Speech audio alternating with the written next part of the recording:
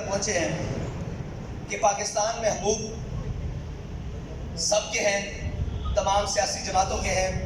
تمام چیزوں کے ہیں، ہر چیز کا حق ہے، لیکن اگر حق نہیں ہے تو دینی لوگوں کا نہیں ہے، اگر حق نہیں ہے تو مذہبی لوگوں کا حق نہیں ہے، اور حق نہیں ہے تو تحریک لبیک یا رسول اللہ کے کارکنان کا حق نہیں ہے، اس کے ذمہ داران کا حق نہیں ہے، اور کوئی حافظ قرآن ہے تو اس کا حق نہیں ہے، کوئی عالم دین ہے تو اس کا حق نہیں ہے، کوئی بینک افسر ہے یا کسی بھی شعبہ ہے فکر سے وکیل ہے، جج ہے، تاجر ہے، کسی بھی طبقہ ہے فکر سے تعلق رکھتا ہے، اگر وہ تحریک لبیک پاکستان سے جڑا ہوا ہے تو اس کا کوئی حق نہیں ہے، وہ ان کے نزدیک بالکل بھی انسان نہیں ہے۔ اور یہ حلیہ جس میں ہم آپ کے سامنے بیٹھے ہوئے ہیں، داڑھی اور پگڑے کے حلیے میں، یہ حلیہ جس کا دل چاہے، جس وقت دل چاہے، جہاں دل چاہے، اس حلیے والوں کو جتنا خون بہانا چاہے وہ بہا دے، رات کے اندھیرے میں چاہے، دن کی روشنی میں چاہے وہ بہا دے، اور جہاں دل چاہے گولیاں برسا دیں، جہاں دل چاہے شیل برسا دیں، جہاں دل چاہے اٹھا کر جیلوں میں بند کر دیں، جہاں دل چاہے دہشت گردی کے مقدموں میں بند کر دیا جائے، جب دل چاہے فور شیڈول میں ڈال کر ان کو پابند سلاسل کر دیا جائے۔ اور جناب اس سوچ اور اس فکر کے رکھنے والوں کو یہ سوچنا ہوگا، اور ان کے خلاف جو سازش کر رہے ہیں ان کو یہ سوچنا ہوگا کہ ہم ملک کو کس طرف لے کر جا رہے ہیں، اور یہ جو کچھ ہو رہا ہے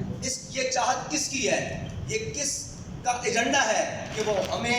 اس سطح پر لے کر جانا چاہتا ہے، اور ہمارے خون کو اتنا ارزاں سمجھ کر دن بدن بہایا جا رہا ہے اور اس کی قیمت بھی نہیں۔ یعنی یہاں شہداء کے جنازے ہوں، کسی کو دکھانے کی اجازت نہیں، سچی بات یہ ہے، یہاں شہیدوں کی گنتی کسی کو بتانے کی اجازت نہیں، یہاں زخمی ابھی بھی پڑے ہوئے ہیں اسپتالوں میں، کسی کو ان کو جا کر دیکھنے کی اجازت نہیں، اور پوسٹ مارٹم کے لیے 48 گھنٹے ہو گئے ہیں، تمام جگہ پر ہم باڈیز لے کر تمام سرکاری اسپتالوں میں، مجسٹریٹ کی عدالتوں میں پھر رہے ہیں کہ ہمیں کورٹ آرڈر دیں تاکہ ہم ان کا پوسٹ مارٹم کروا سکیں، وہ کورٹ آرڈر نہیں دیے جا رہے، وکلاء صبح سے لے کر شام تک کچہریوں میں بیٹھے ہوئے ہیں، کوئی سننے کے لیے تیار نہیں ہے کہ یہ ہوا کیا ہے، اور یہ ظلم آپ کے ساتھ کس نے کیا ہے، کیوں ہو رہا ہے۔ اور اس کے بعد ہمارے الٹا سب سے بڑی بات یہ ہے کہ الٹا جن کو شہید کیا گیا ہے ان کے اوپر FIR درج کرنی شروع کر دی ہے۔ مطلب اس کا تو جواز، اگر ہم وہاں دھرنا دے کر بیٹھتے، ہم اپنی حدود سے تجاوز کرتے، یا ہماری جو ریڈ لائن کیا انہوں نے کہا یہاں دفعہ 144 ہے یہاں آپ نہیں آ سکتے، ہم وہاں جاتے تو کوئی سمجھ آتی، جلوس اپنے اختتام کر کے واپس جا رہا ہے تو اس پر گولیاں کس نے برسائی ہیں اور کیوں برسائی ہیں اور کس وجہ سے برسائی ہیں، یہ اتنا بڑا سوال ہے ملک کے تمام اداروں سے، ملک کے آرمی چیف سے، ملک کے چیف جسٹس سے، اور جناب chief justice of high court سے، ملک کے وہ تمام وزیر اعظم سے، وزیر اعلیٰ سے، وزیر داخلہ سے، وزیر خارجہ سے، ملک کے تمام بڑے کلیدی عہدوں پر بیٹھنے والوں سے یہ سوال ہے کہ یہ کیا ہوا ہے آپ کے نیچے، آپ کی بسنے والی رعایا کے اندر، اور یہاں پر اس روٹ کے اوپر سگنلز بند کر دیے گئے، اس روٹ کے اوپر جب گولیاں برسی اس کی روٹ کے اوپر لائٹیں بند کر دی گئی، لائٹ بند کر دی گئی، اس روٹ کے اوپر آنے جانے والے لوگوں کو رستہ بند کر دیا گیا، حالانکہ رستہ نہ ہمارے جلوس کی وجہ سے رکا ہے، ٹریفک بھی چلتی رہی ہے اور لوگ بھی آتے جاتے رہے ہیں، لیکن اس واقعے سے پہلے کرنے کے کس نے آگے سے جا کر ٹرکوں کو رستہ بند کر دیا اور تحریک لبیک یا رسول اللہ کے جلدی نکلنے کا راستہ بھی روکے رکھا، جس کو 3.5 گھنٹوں بعد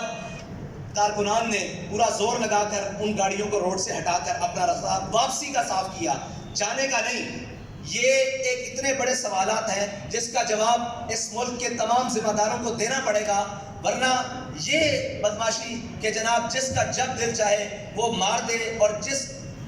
کو مار دے کوئی تمیز کیے بغیر،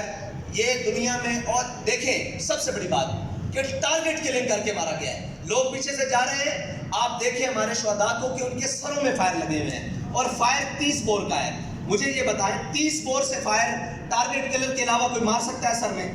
یہ ایک سوال ہے بہت بڑا کہ ایک چھوٹے پسٹل سے، دیسی ساختہ پسٹل سے 30 بور کے فائر ہمارے کارکنوں کے سروں میں لگے ہوئے ہیں، اور بڑی گنوں کے بھی فائر ہیں، وہ آر پار ہو چکے ہیں جسموں کے اندر سے، اور ٹارگٹ کر کے ایک ایک کو ٹارگٹ کر کے وہاں فائر مارے گئے ہیں۔ تو یہ ٹارگٹ کلنگ کے سلسلے کی طرح، بالکل اس طرح جس طرح ٹارگٹ کلرز کسی کو ٹارگٹ کر کے مارتے ہیں، اس طرح کارکنان کا وہاں خون پایا گیا اور ان کو شہید کیا گیا، ان کو زخمی کیا گیا، ان کی حال و بحال نہیں کیا گیا، اور سب کو پیچھے سے گولیاں ماری گئی۔ یہ تھی جی ہمارے اس سانے کی رویداد۔ اور کھولیاں بالا یہ وہ جگہ ہے، اور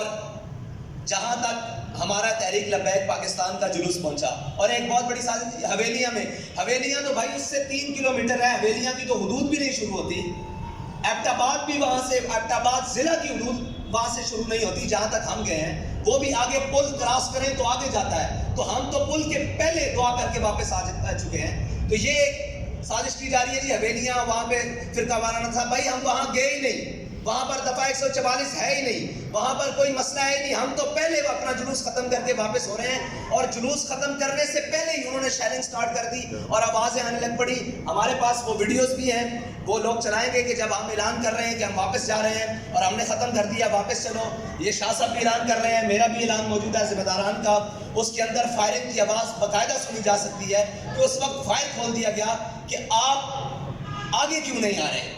آپ اس جگہ پر کیوں نہیں جا رہے جہاں پر فساد ہے، آپ یہاں سے واپس کیوں جا رہے ہیں۔ تو ہمارا جلوس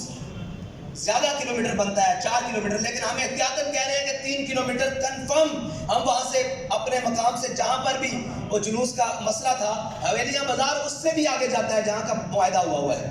حویلیاں بازار مین جی ٹی روڈ سے اس سے بھی اندر ہے، لیکن مین حویلیاں بازار جہاں سے حویلیاں شروع ہوتا ہے وہاں سے بھی 3 کلومیٹر پہلے ہم نے جلوس ختم کیا، اور یہ ایک بہت بڑا سانحہ گزرا ہے، اور جان بوجھ کر تحریک لبیک پاکستان کو اس آگ میں دھکیلنے کی کوشش کی گئی ہے، لیکن انشاءاللہ وہ ہر چہرہ بے نقاب ہوگا جس